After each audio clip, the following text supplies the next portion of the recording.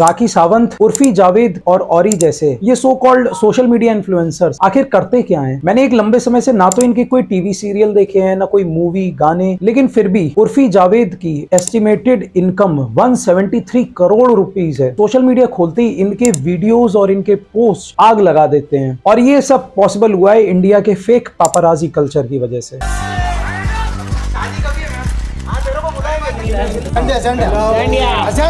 एक काम करिए, हमारे बेडरूम में आ जाइए। I can't see you flashing it right into my eye. कोई सेलिब्रिटी अपने प्राइवेट मोमेंट में है तो ये स्टॉकिंग का केस हो जाता है।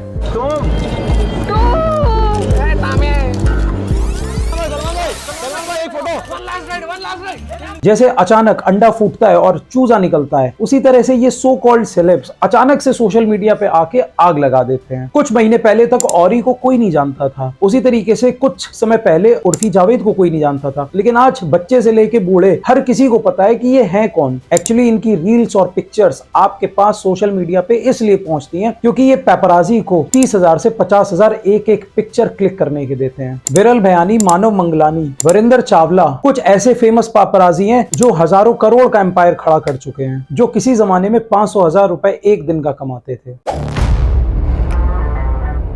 पेपराजी इंडस्ट्री का यूज करके फेम और पैसे कमाने का ट्रेंड सबसे पहले राखी सावंत ने शुरू किया। बच्चे बच्चे को याद है 2007 में राखी सावंत और मिका सिंह के उस इनफेमस किस सीन का, और ये कंट्रोवर्सी जनरेट करने के बाद मिका और राखी, जो कि उस समय कुछ भी नहीं थे, इन दोनों के करियर्स में आग लग जाती है और दोनों को इस कंट्रोवर्सी का बहुत फायदा होता है। और ये सिलसिला कभी थमता नहीं है। 2016 में राखी सावंत भारत माता की जय बोलने से ज्यादा जरूरी घरों से सीलिंग फैन हटाने के लिए कहती है कि भारत माता की जय बोलना ज्यादा जरूरी नहीं है, घर घर से ऐसे फैन हटाना, सीलिंग फैन हटाना ज्यादा जरूरी है।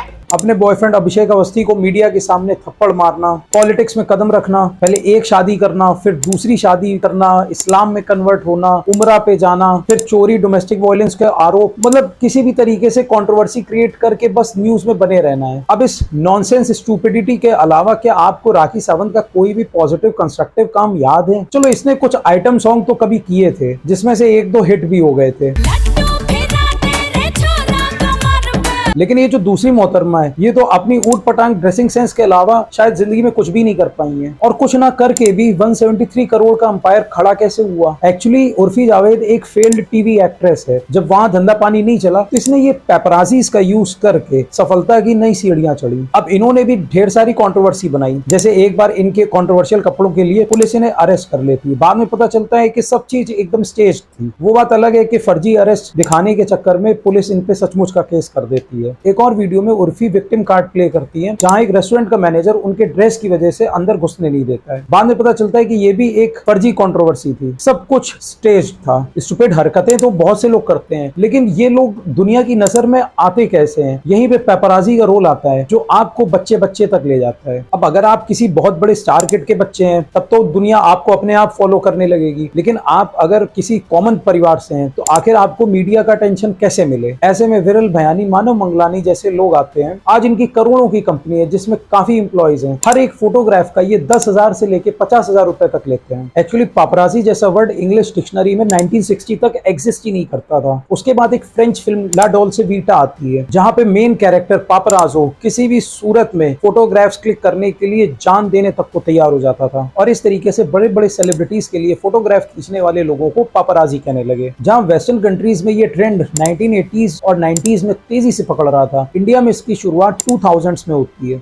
यहाँ सबसे पहला नाम योगेन शाह का आता है। एक समय ये बॉम्बे टाइम्स के लिए काम करते थे। इन्हें असाइनमेंट मिलता है famous film director Subhash Ghai की बेटी की शादी को कवर करने का, लेकिन वहां पे इन्हें ह्यूमिलिएट करके वापस भगा दिया जाता है। और इन्हें समझ में आता है कि शादी के वेन्यू में घुसने की क्या जरूरत थी, मैं बाहर से भी तो फोटोग्राफ्स ले सकता था। और पापराजी कल्चर की शुरुआत इसी इंसिडेंट के बाद से होती है। उसके बाद ऐश्वर्या अभिषेक ने अपनी शादी को काफी कार्ड करने की कोशिश करी, लेकिन ये पापराजी कल्चर ने पहली बार पिक्चर्स को सो कॉल्ड लीक किया और इस शादी से फायदा मिलता है वरिंदर चावला नाम के पापराजी को, जिनके आज इंस्टाग्राम पे 15 लाख से ज्यादा फॉलोअर्स हैं। और इसके बाद तो सेलिब्रिटी का gym look, airport look, movie का फर्स्ट लुक, सेलिब्रिटीज की शादी, हर इवेंट के फोटोग्राफ की फर्स्ट पिक्चर पाने के लिए एक होड़ मच गई और ये पिक्चर्स लाखों में बिकने लगी। आज मुंबई में बड़ी बड़ी पापराजी इंडस्ट्रीज खड़ी हो गई हैं। इनके अंडर में 50 से 100 पापराजी होते हैं जो अलग अलग लोकेशंस पे पूरे टाइम अलर्ट रहते हैं। इनको पता होता है कि कोई सेलिब्रिटी कहां से निकल सकता है। इनके अंदर तक सोर्स होते हैं, कभी सिक्योरिटी गार्ड को या किसी ड्राइवर को ये पैसा देते हैं। इनफैक्ट इंडिया ही नहीं, इनका नेटवर्क फॉरेन तक भी है। याद है वो रणबीर कपूर और कैटरीना कैफ की वेकेशन की लीक्ड फोटोग्राफ्स। मुंबई के कुछ प्रोमिनेंट एरियाज जैसे बांद्रा, जुहू, एयरपोर्ट या जिन लोकेशन पे 5 स्टार जिम्स हैं, वहां पे पापराजी पूरे टाइम खड़े रहते हैं। काफी लोगों को तो सेलिब्रिटीज का पूरा रूटीन तक पता होता है। वो सुबह कितने बजे उठते हैं, कब जिम जाते हैं, सुबह जाते हैं कि शाम को जाते हैं। इनफैक्ट वीकेंड्स में उनके फेवरेट हैंगआउट प्लेसेस क्या हैं। सेलेब्स के बच्चे जैसे तैमूर कितने बजे स्कूल जाता है, हर एक चीज का इनको पता होता है। कोई भी परफेक्ट फोटोग्राफ खींचने के बाद इमीडिएटली वो व्हाट्सएप ग्रुप्स में शेयर की जाती है। अब यहाँ पे फर्स्ट मूवर एडवांटेज अगर कोई नहीं उठा पाता है तो उसकी सारी मेहनत बेकार हो जाती है, क्योंकि सारा खेल वो फर्स्ट लुक को कितनी जल्दी लीक करने का है। अब इन पेपराजीज के कई क्लाइंट्स होते हैं, मीडिया चैनल्स, न्यूज़पेपर्स। इन्हें फ्लैशी न्यूज और हेडलाइंस चाहिए होती हैं, जिसके लिए इन्हें फोटोग्राफ्स की जरूरत पड़ती है और ये हर फोटोग्राफ का अच्छा पैसा देने के लिए तैयार भी हो जाते हैं। फोटो जितनी लेटेस्ट, कंट्रोवर्शियल और सेंसेशनल होगी, उसकी कीमत उतनी ज्यादा होती है। अब जो फोटोग्राफ्स ये मीडिया चैनल्स या न्यूज़पेपर्स नहीं लेते हैं, उनको फिर सोशल मीडिया जो इन्फ्लुएंसर्स हैं या बहुत सी कंपनीज ऑपरेट कर रही है, वो भी फर्स्ट लुक देती है, वहां पे बेची जाती है। इनका बजट थोड़ा सा कम रहता है, बट एटलीस्ट फोटो की वर्थ निकल आती है। ऑफ कोर्स ये बहुत कटथ्रोट कंपटीशन वाली इंडस्ट्री है। यहाँ पे कोई हॉलीडेज नहीं है, कोई सोशल सिक्योरिटी नहीं है। 24/7 आपको काम करना है और वो परफेक्ट फोटोग्राफ का वेट करना है। हो सकता है